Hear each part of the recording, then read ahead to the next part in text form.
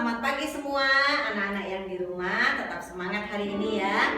Seperti biasa, kita mau bersukacita, kita mau buka hari ini. Sebelum kita lakukan semuanya aktivitas kita mau datang sama Tuhan. Sukacita semangat ya semuanya nih ya di rumah.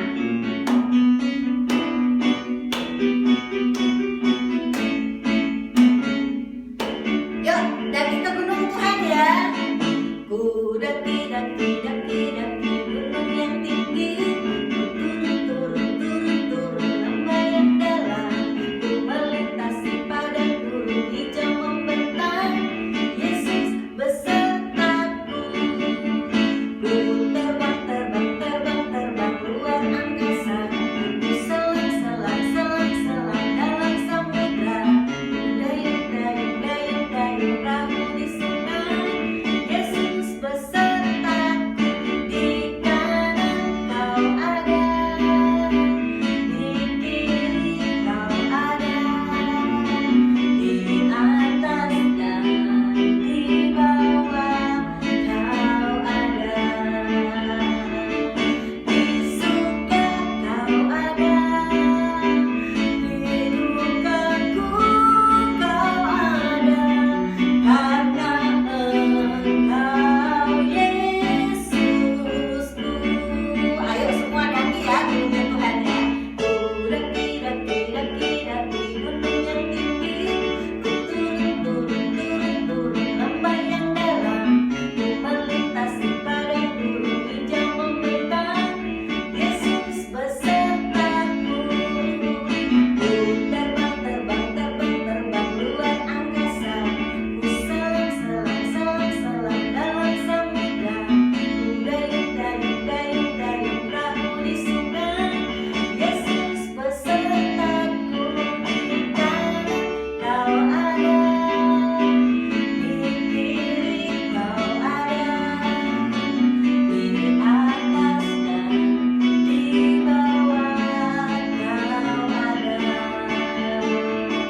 di suka kau ada, di dukaku kau ada, karena Engkau Yesusku, karena Engkau Yesusku, karena Engkau Yesusku.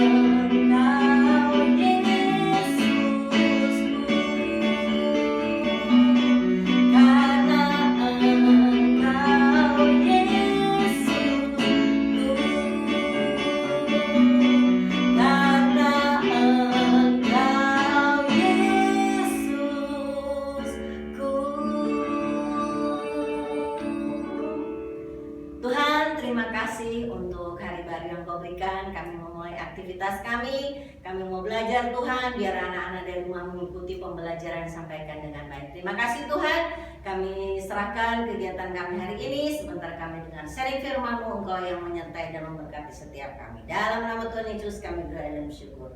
Amin.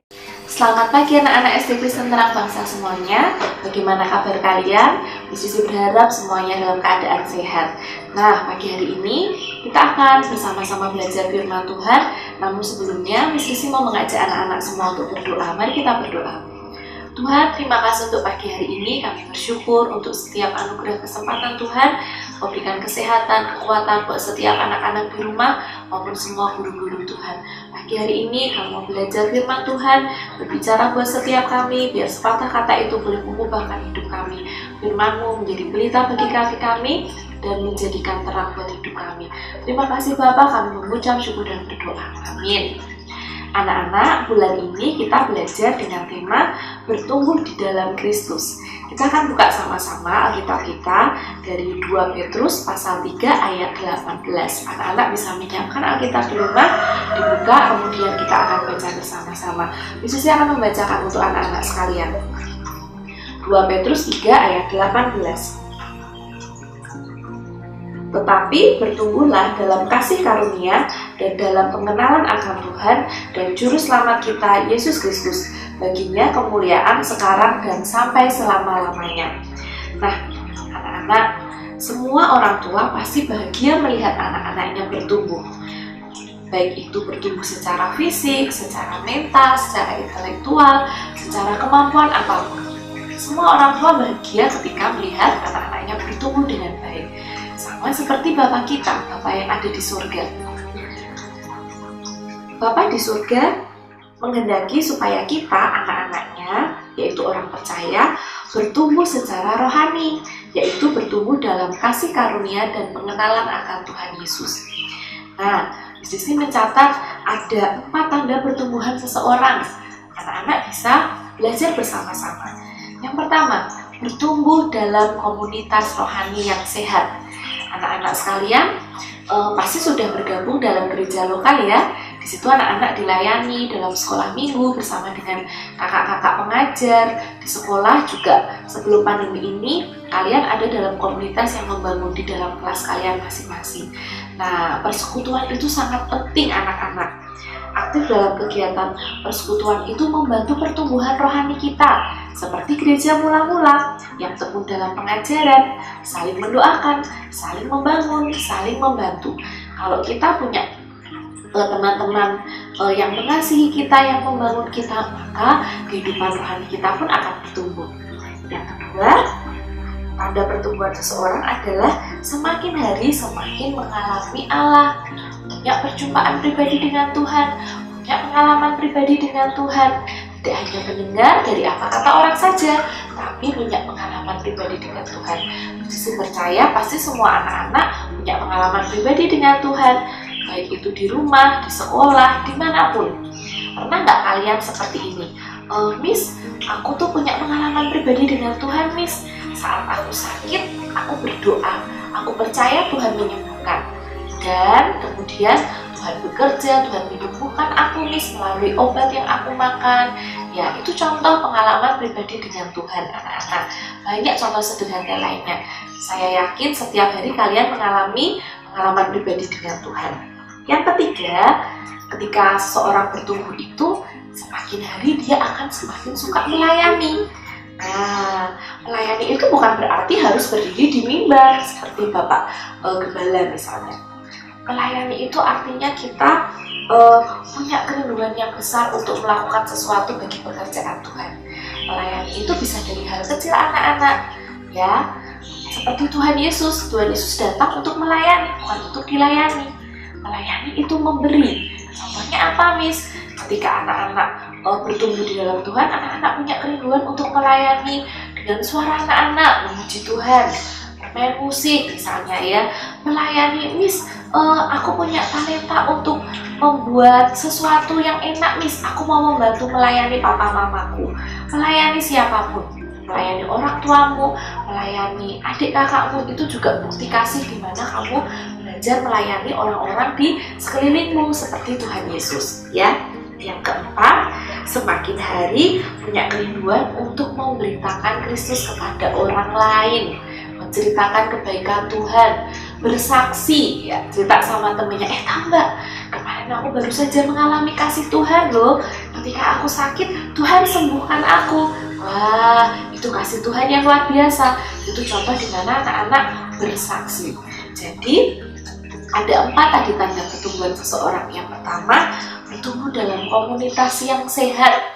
Pastikan anak-anak punya komunitas yang baik di lingkungan anak-anak. Kenapa? Karena pergaulan yang baik itu membentuk kepribadian kita, mempengaruhi juga pertumbuhan rohani kita di dalam Tuhan. Yang kedua, punya pengalaman pribadi dengan Tuhan. Jadi anak-anak nggak cuma ngerti dari apa kata orang dan cerita di sekolah minggu dan cerita guru di sekolah saat devotion, tapi anak-anak juga mengalami. Yang ketiga, semakin hari suka melayani. Sudah dengar firman, diberkati, kemudian apa yang kita lakukan?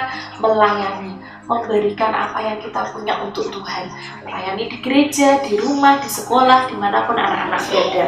Kemudian yang keempat, suka memberitakan kasih Kristus kepada orang lain atau bersaksi. Nah, bagaimana supaya kita bisa bertumbuh dalam Kristus, Miss? Di sini mencatat ada beberapa sarana yang bisa menolong kita untuk bertumbuh. Yang pertama apa, anak-anak? Alkitab. Ya, ini adalah sarana paling penting untuk kita bisa bertumbuh dalam Kristus. Alkitab adalah firman Tuhan yang hidup. Sisi akan bukakan di 2 Timotius 3 ayat 16. Demikian firman Tuhan. Segala tulisan yang diilhamkan Allah memang bermanfaat untuk mengajar, untuk menyatakan kesalahan, untuk memperbaiki kelakuan dan mendidik orang dalam kebenaran. Anak-anak, Injil Yohanes berkata Roh Kudus akan menolong untuk mengingatkan kita. Tapi bagaimana Roh Kudus bisa mengingatkan kita kalau kita tidak pernah membaca Alkitab? Nah, biasakan anak-anak membaca Alkitab setiap hari.